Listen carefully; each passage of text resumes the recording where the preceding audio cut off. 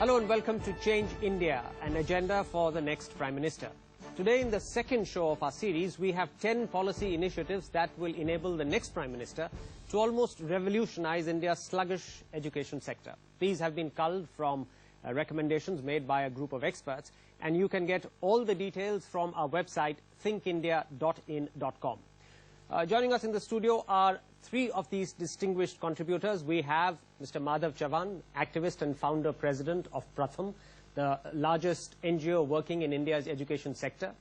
Ashish Dhawan, he is a private equity whiz turned education philanthropist who now runs the Central Square Foundation.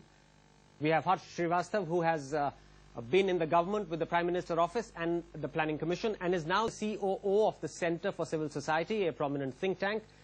And joining us on a satellite link from Mumbai is Manish Sabharwal, serial entrepreneur and founder of TeamLease, India's largest temporary employment company. And with them, of course, is our very own Dheeraj Nair, who has anchored the project for Think India. We also have an audience in the studio, among whom are some people who have actively pitched into the debate on Twitter and on our website. I would urge all of you to contribute to future editions on Twitter and our website, and we would be delighted to invite you to participate in the upcoming shows. So let's get on with the first point on our agenda, and this is a very straight, sharp one. We should be permitting for-profit institutions at all levels. If we can do it in health, if we can do it in electricity, why can't we do it in education? Mr. Chavan. Well, it's not a question of permitting. We've already permitted. Now it's a matter of legalizing it. People are running educational institutions which are making profit, except they're not saying it's profit. Right. The trick is I start a not-for-profit and then I ask Ashish to give me management services, and he charges what he wants and he makes the profit, and perhaps by the back door I get the profit as well. I think this is hypocrisy.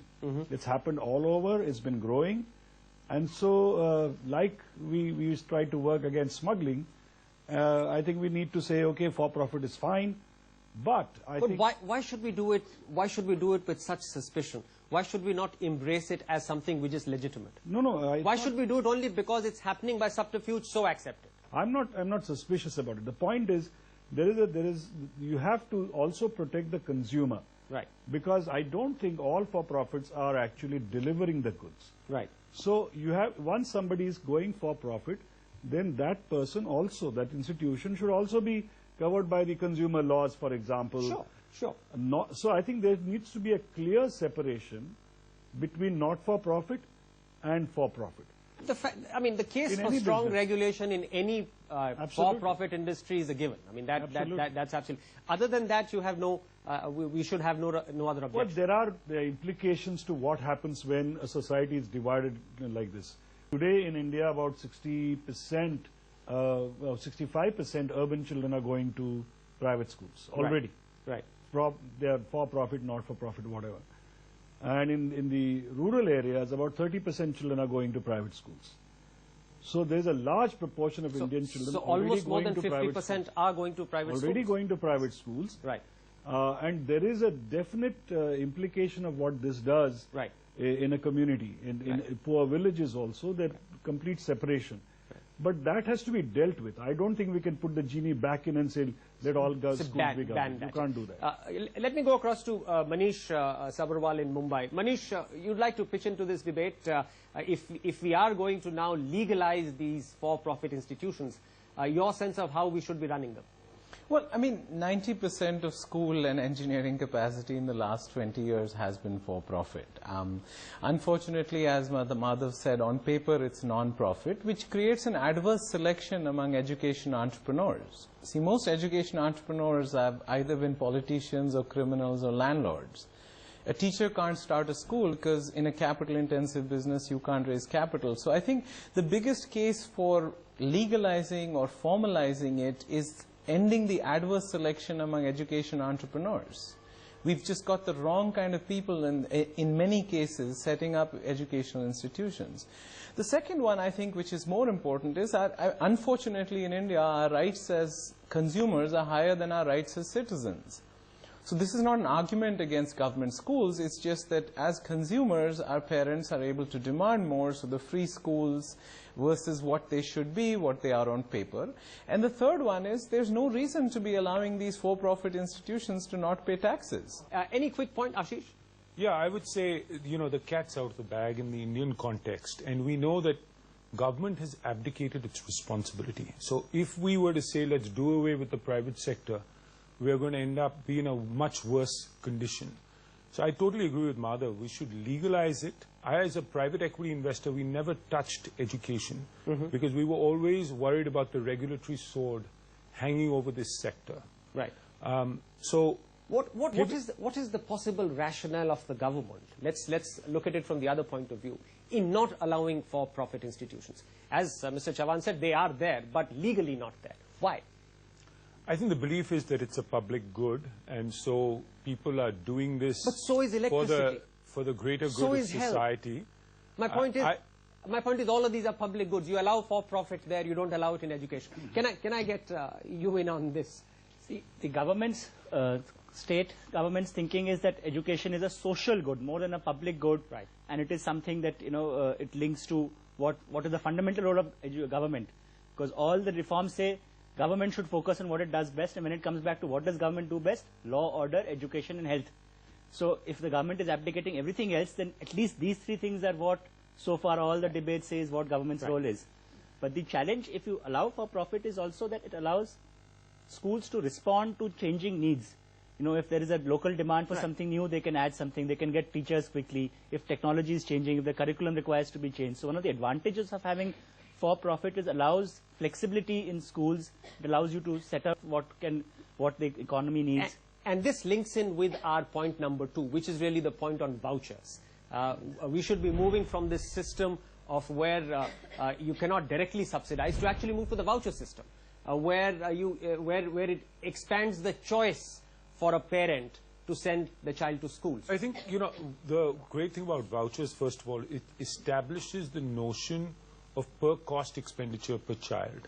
So as we think about the government system, and we want greater equity even in the government system, we need to start focusing on budgeting that's tied to per cost per child. You see a situation in even a city like Delhi where schools are hollowed out, the children have left, the budgets haven't changed dramatically. So I think the notion of per child expenditure is important. With regards to vouchers in particular, it's not a simple solution. So just having choice is not enough. I think it's important to have informed choice, and it's important to have accountability as well in the system. You can look at the example of Chile, where over 25 years they've had a voucher system. It didn't lead to much improvement for the first 20 years. And after they did some capacity building, played with some of the other levers that I talked about, it started to lead to improvement. But vouchers work as the state gives you the ability to send your child to any school and reimburses that. Is that simply put what the voucher So the consumer suddenly has buying power. Right. You've stimulated demand. Right. And then schools need to compete with each other. Right. So to create more of a free market. So you're not forced to send your child to the neighborhood primary school. You can send your child anywhere. The state subsidizes the cost. So it's a direct benefit transfer to the family of the child. That's right. Yeah. But public systems hate it because you're taking control away from them. Right. Right. And I think it may not, you have to build capacity for it to work. Right. Because that choice has to be informed choice. Yes. It can't simply be choice. Harsh, come in. The other advantage of vouchers, it allows poorer parents and socially disadvantaged parents who come from minorities, other communities, to have an equal shot at sending their children to the best school that they can send. Right. And that is we have shown CCS has done pilot projects in this in Delhi, especially for girls. And we're seeing an impact when the children who go to good private schools or whatever the nearby private school, a much better education than they otherwise would get. Right. The other, but Raghav, there's one other solution, which is you don't need just vouchers. In addition to vouchers, we can think of other mechanisms to transfer government money to private operators as a way to create more choice for low-income children. It's a direct subsidy. PPP is another solution. It's a direct subsidy transfer through the intended beneficiary rather than forcing the beneficiary to go to a particular facility. So voucher is a proxy for that. Dheeraj, sum this up for us. Well, I think, Raghav, the interesting thing is that India has had 22 years of liberalization in its manufacturing and its services sector, but education has been untouched by reform. And I think that's really the problem, that education still lives in the license Raj era, not only in terms of mechanics, but in terms of values. We still are suspicious of profit motive, whereas profit motive has worked very well.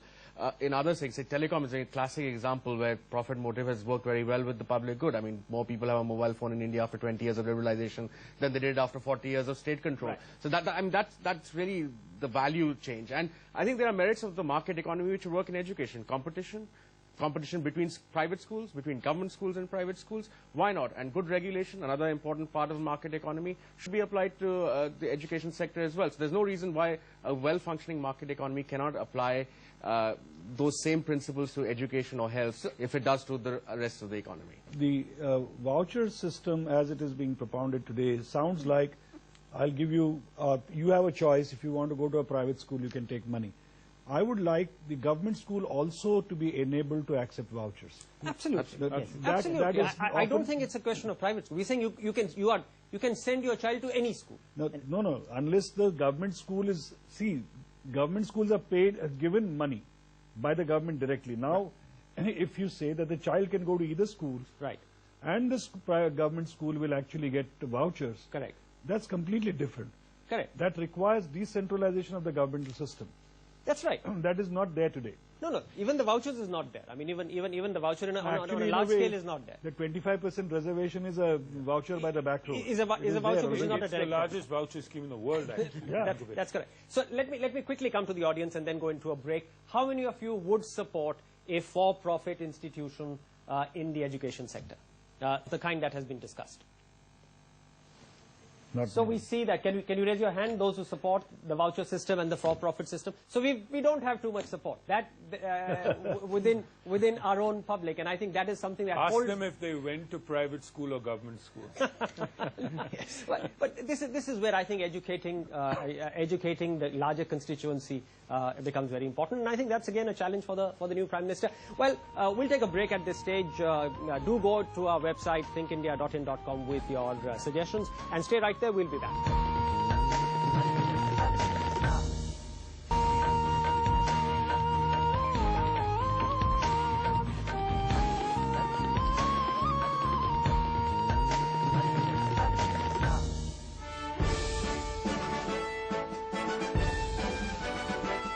Welcome back to Change India, an agenda for the next Prime Minister. And today we are talking about how we can focus on education, how he and his new government will focus on education to get things improved there. We have with us in our audience Dr. Ajit Agarwal, who has been tweeting to us and has actually written to us on our website. Let's pick up your thoughts, sir. Well, I think the government should be mainly responsible for the primary education. And although 97% people are attending primary education, but the quality is very low, as has been shown by ASR study and PISA study.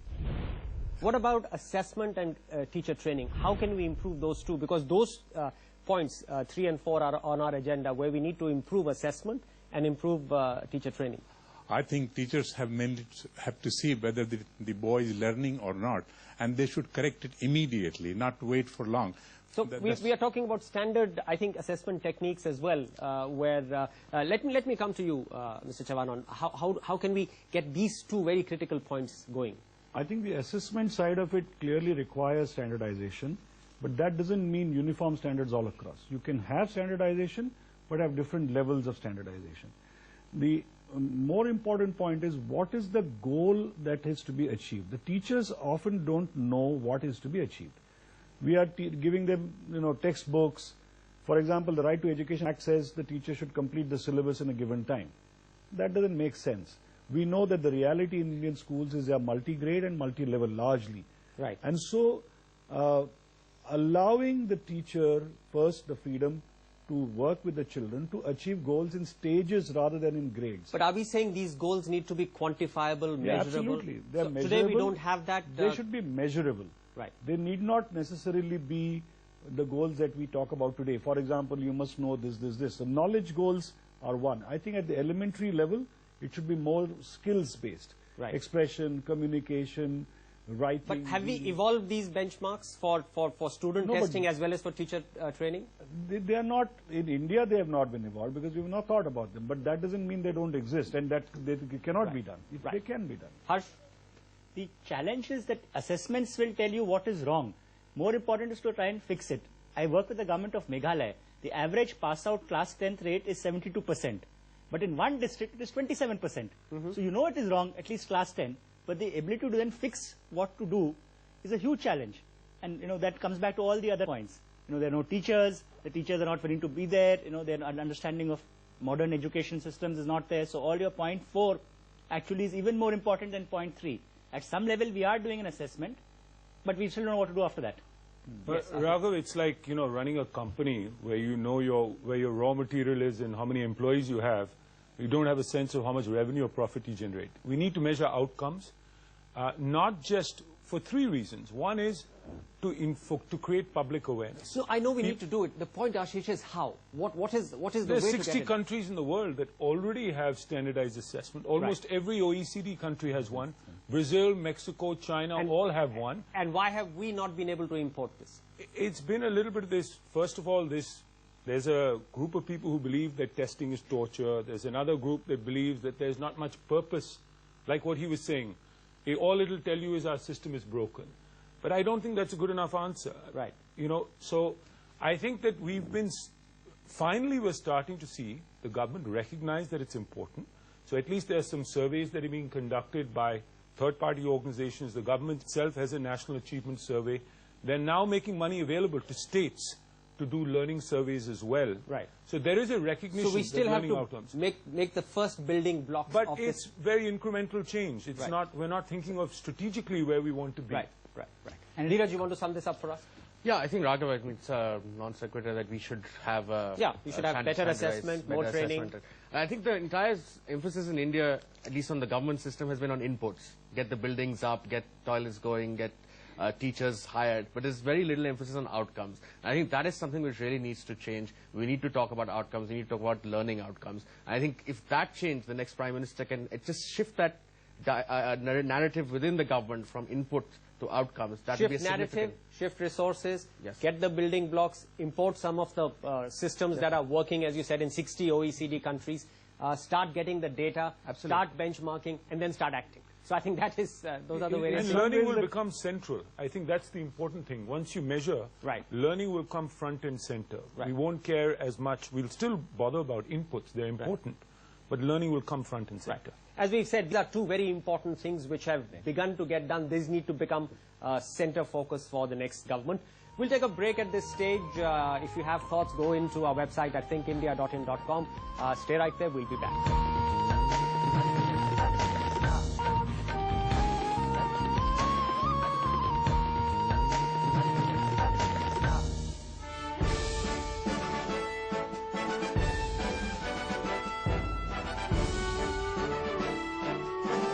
Welcome back to Change India, an agenda for the next Prime Minister, and we are discussing the education sector, what the new government can do. And in this segment, we want to talk about the higher education sector. We've spoken about the primary and the secondary education sectors. In higher education, we've really got 4 points for the new Prime Minister. One is to create a new higher education regulator so that the multiplicity of regulators that we have, a separate one for medical, a separate one here, a separate one for technical education. Instead of that, we have one. We are talking about a complete deregulation of distance and online higher education. We are talking about the contentious point of allowing foreign universities to set up campuses. Remember that countries like China very easily allow foreign universities to set up campuses. We still are in 2 minds about it. And then the final point in this segment is to raise the fees at government-funded universities by giving complete autonomy to the universities to run their affairs. So these are the 4 points. And I will go across to all our 4 experts on these 4 points, beginning with you, Mr. Chavan. I'm always the first to bat. Yes, you're always the first to bat. I'll start with the 4th one, which is raising fees and so on. Right. I think in the entire sector, something that Dr. Manmohan Singh had started talking about when he took over as the first time as the Prime Minister, the whole idea of student loans is important. Yes. Now that we have unique ID and so on, you need to have a way of giving students loans so that they can repay over a long period of time. So that it doesn't hurt them immediately. So it doesn't discriminate between the haves and the have-nots. Yeah, I think on the point of fees, I mean, you may as well set fees at a much higher level, as we said earlier, and subsidize, really provide need-based scholarships. Yeah. It makes no sense. We're just draining the government coffers when the vast majority of people, for instance, who go to DU can afford to pay a much higher fee. Yeah, people who pay 3,000 rupees a month for school education suddenly have to pay 200 rupees a month for higher education. It just doesn't stand to reason. And for their next option, which is a private university, they would have paid 30, 40x. That's right. Just as easily. Yeah. So, Ash? For more than allowing foreign universities to set up campuses, because that's a nice way for them to make a lot of money, because when you go abroad you pay 12,000, much more money. I would rather have more Indian universities being set up in small tier 2 and tier 3 towns. If you are in Delhi or a Bombay student or Bangalore, you have multiple choices and you can go to a foreign. But if let's stay with this foreign university point that you're not too much in favor of. I am in favor of it, but I would rather incentivize Indian companies in which CSF can invest in, who will invest, which we are now seeing. A big industrial group has announced an investment in a university in outside Delhi. I don't think it's an either-or situation. I think we need both. We certainly need both. But is there any particular reservation you would have? Because India would spend several $1 billion in sending Indian students overseas. If that very money gets invested in India in the creation of a Harvard campus in India, an MIT campus in India, an Oxford campus in India, as is happening in the UAE, it's happening in Singapore, it's happening in China, it's just not happening in India. Yes, it would be a good idea to have foreign universities come here, because it will raise the benchmark for others as well. And what is today expenditure becomes investment in your own country.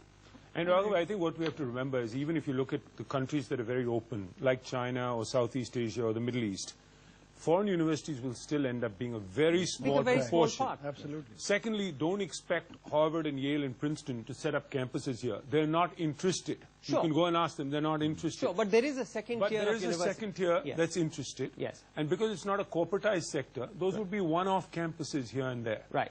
So, net-net, it's not going to have a huge impact on our system. But it has a demonstration. It has a demonstration impact. Let's go to Manish across in Mumbai on this point. On this point, as well as the other, the 4 points together, Manish. Yeah, the fees one is clear. I mean, Delhi University getting 3% of its budget from student fees is just wrong. I'm actually not worried about the draining the coffers argument. I'm worried about the student accountability argument. If students pay larger fees, they'll demand better service. So most universities in India only get 3% of their fees of their budgets from fees, and that is just wrong, and that has to change. The foreign university one is a no-brainer argument. The price point that they'll come at, it'll not move the needle on scale, but they'll become lighthouses for quality. So we shouldn't care whether a cat is black or white if it catches mice. So we need a number of genetically diverse, statistically independent tries in higher education. Foreign universities are one of the solutions. Sure. So I also want to spend some time. We spent a fair amount of time on 2 points. Let me also bring the focus back on deregulating distance and online education, because we have a situation in the country where I think that you have a problem where you are confined to the state in which you are operating. And in online, there is you can't confine online boundaries.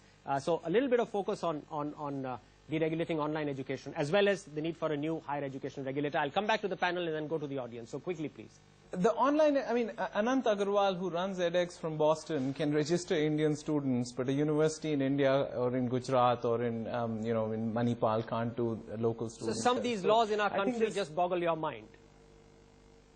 Yes, I mean, you just can't. So there is an apartheid between you're freely allowing MOOCs globally to register Indian students, but you don't let Indian universities. You need a passport to operate from one state to the other. So just getting rid of this regulatory cholesterol in higher education, which has these micro regulations around geographic, around fees, around. I mean, it's a whole bundle of stuff because online and high distance education are going to be a very important component of education. We don't have the teachers for 1:30. So just getting rid of all this distance education council, all the micro specifications is a no-brainer and very easy to do. So Manish, let me come back to a panel here. I think our next Prime Minister really needs to look out over the next 10 years and see that higher education is going to get disrupted by technology, much more than school education. We're seeing that globally. And so it's silly to hamper the growth of online and distance education. This is the future. If we want to reach the tens of millions of children and drive up college enrollment to 30%, which is our goal, we're not going to be able to do it. So I think it's taken, Mr. Chairman.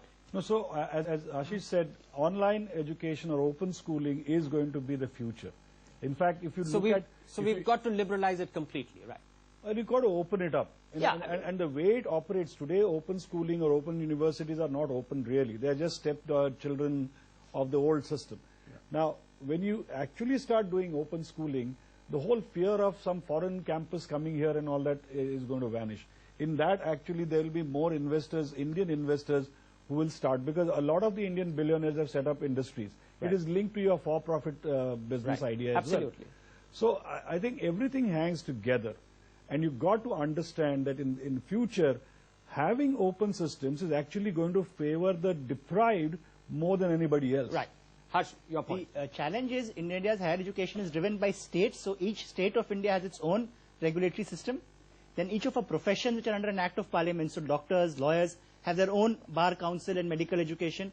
So there is confusion at the union government level and the state level. So the next Prime Minister needs to convene a standing committee of, like in the GST or the standing committee of finance ministers, you have to have a standing committee of education ministers of state governments and other parties to bring them together and say how can across the country there is a single market and there is a single regulator, single consistent regulator. A single consistent regulator, as there is, say, the SEBI. There is a single consistent regulator for all stocks in the country. There is no state-specific regulator.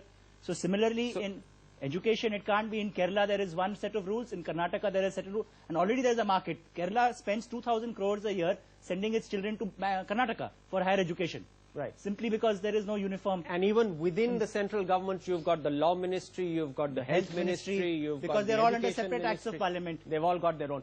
Dheeraj, you'll sum it up for us and then I'll go to the audience. Yeah, I think the regulatory apparatus certainly needs an overhaul. I mean, the UGC is discredited. In any way, it's not a good idea to have the same body which funds universities to also regulate them. And in any case, we should move away from this funding, the whole idea of mixing funding and regulation. Let funding be self-funding. Let university raise their own finances. But yes, certainly, as Harsh said, a uniform regulatory structure across the country is crucial. I mean, in India, we just don't have single markets or single regulatory apparatus for anything. And it's not doing us any good. Right. So let me go across to the audience. Some of the contentious points that have been raised: raise fees for government-funded universities, allow foreign universities. Any thought from the audience on this one? There are certain basic issues which, when we talk of in generalities, we try to little, ignore those. I think the basic flaws in our system is the mindset. When we talk that so-and-so country is doing very well and so-and-so country is developed so much, we somehow or other forget as to what are the ground realities in our environment. Okay, so you believe that these targets are premature? Yes. Okay. Any other point? Yes. My point is very simple. It's that we are talking about Indian universities, etc., investing in the country, creating more, say, universities in the 2-tier, 3-tier cities.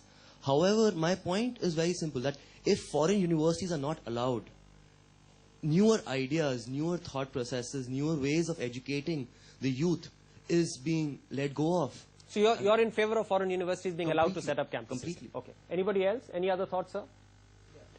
Yes, sir. Now, about the higher education regulator, as a matter of fact. This is quite a well thought out process, and it deserves attention, as a matter of fact, because then it will possibly set up a specific common standard for all to follow. But whether one single regulator, education regulator, can deal with all the technical sides of it, like health and medicine, right, normal academic education, or science education. I think that's a very relevant point. Let me wrap this segment. It's a relevant point. We can want uniformity, but isn't there separate rules that are needed for some very technical education, for health-related education? So, the thing is, you can have separate rules, but you don't need to have separate bodies. Exactly. So you can have one body which has expertise from, so you're not going to have a single member regulator. You can have 8 members, 9 members, and have specialities. Have a health member, have a technical member. So, yeah. And actually now the technical members are so, sort of treating all these things as their fiefdoms, that sometimes when you want to deregulate some parts, see, the way the medical education is, we need maybe not doctors with 5-year degrees, maybe we need GPs with 3-year degrees and diplomas. If you reduce it to that level, we would be producing half-baked doctors, basically. No, we need paramedicals on a large scale. Paramedical is a That's different better thing. than having quacks. Paramedical, The mass majority of- paramedical Who is can a be different retrained thing as well? altogether. The quacks can be retrained. So I think we are as well. talking about, we are here talking about a specialist doctor, a doctor who can That's handle... No, even a You GP. need the gentleman making fine. I mean, but that's part of the problem. We are just going into one stream, and as the panelists have said, there are several different levels of medicine, paramedicine, and so on, which we need to do. And the problem with the entrenched regulators is that they just don't innovate. So we need a new regulator so that at least we can think of innovative So you ideas. look at a problem with Let's fresh debate a art. whole lot of ideas and let's pick the best ones. And you know, our states actually are a flexibility. We have 28 states. They can innovate themselves. Right. You know, why don't we think of not them as barriers, but as additions to our country? Okay, so as you've seen, this has generated a lot of debate and a lot of thoughts have gotten thrown up. This is obviously going to be a challenge for the incoming Prime Minister and his Education Minister. Stay with us. We'll take a short break. Go to our website at thinkindia.in.com, contribute your thoughts, and we'll be right back.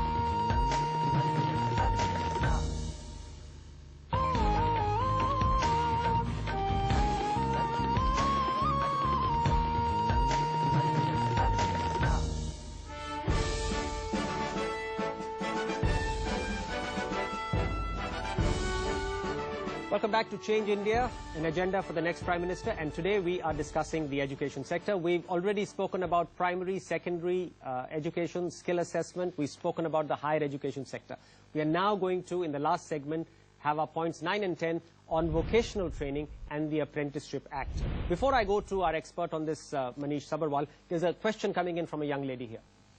I just want to say that institutes are here, and our teachers and and students are taking, active participation in studies and all. But the employment is not generating in that corner. So I think that's so the link between education and employment. I think that's when you talk to a lot of young people, Manish, that is the key question that keeps on coming up: the employability of the skills that they've learned in schools and colleges. So take it away for us from for points 9 and 10. Yeah. I mean, there is clearly a gap which has been developed. This gap exists globally, but in India it's been particularly large between what kids are learning and what employers want. So I think the strong partition between the higher education system and the skill system, and there is a challenge because people want the social signaling value of a degree. Vocational education is for other people's children.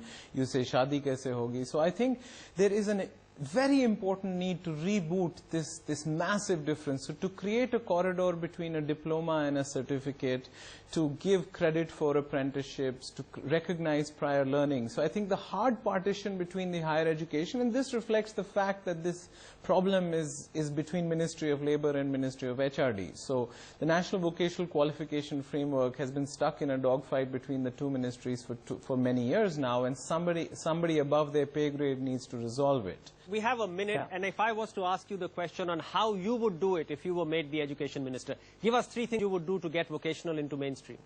Oh, you would introduce associate degrees, which are 2-year programs, which are not a normal degree on a diet, but vocational training on steroids.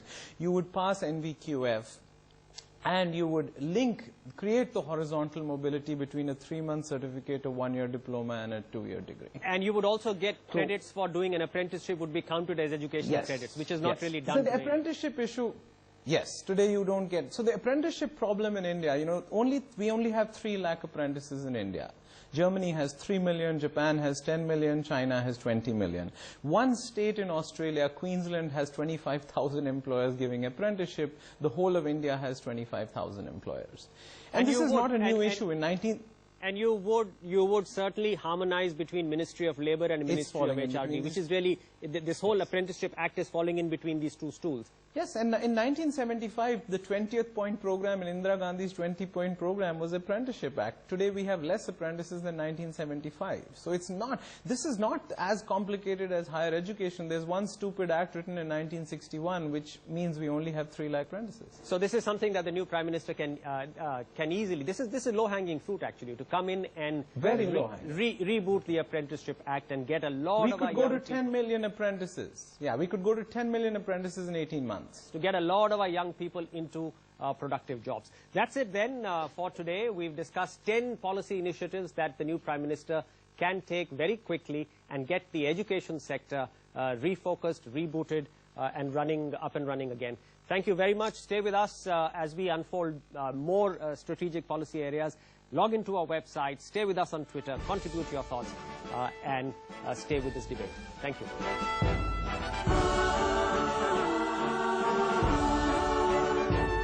वो सुबह कभी तो आएगी,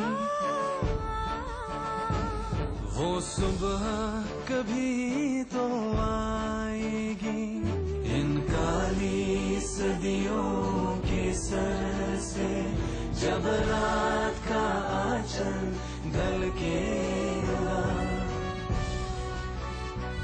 जब दुख के बादल पिघलेंगे, जब सुख का सागर छलकेगा,